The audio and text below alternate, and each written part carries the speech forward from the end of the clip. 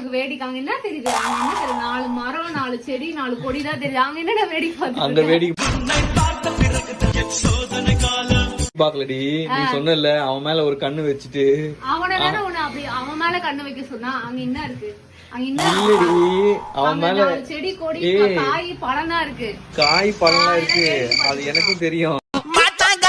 சமையல் கட்டுக்கு ஒண்ணு வர சொன்னது சமைக்கிறதுக்கு, வேடிக்கை பாக்குறதுக்கு. வேடிக்கை பாக்கல, அவன் மேல கண்ணை வச்சுட்டு நான் எப்படி இங்க சமையல் பாக்குறது என்ன யோசிச்சேன்டி.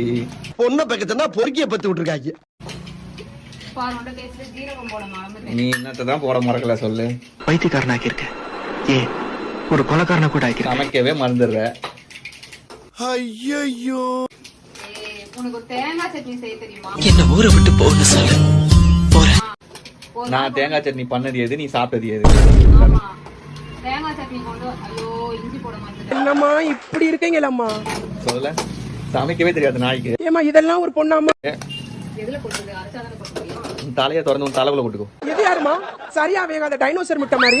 தேங்காய் பார்த்து போட்டு கொடு. பொண்ணை பக்கத்துனா பொறுக்கிய பத்து விட்டுருக்காங்க. தேங்காய் எனக்கு உடைக்க தெரியாது, நீ தான் உடைச்சு தர. வாய் பேசுற மண்ணங்கடி மாதிரி.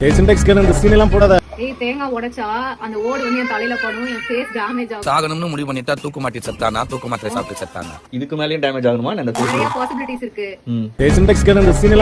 இந்த கடுகுல வெடிக்க போது என் மூஞ்சில பட்டு பட்டு என்னோட பள்ளத்தாக்க மாதிரி ஆயிடுச்சு. இமோஷனல் டேம் அதானே, அழகே பள்ளத்தாக்க மாதிரி மூஞ்சி வச்சுக்கிட்டு அழகு போகுதான். டெய்லி உனக்காக இதெல்லாம் நான் சாக்ரிஃபைஸ் பண்றேன், அழகா சிரிச்சுக்கிறேன்.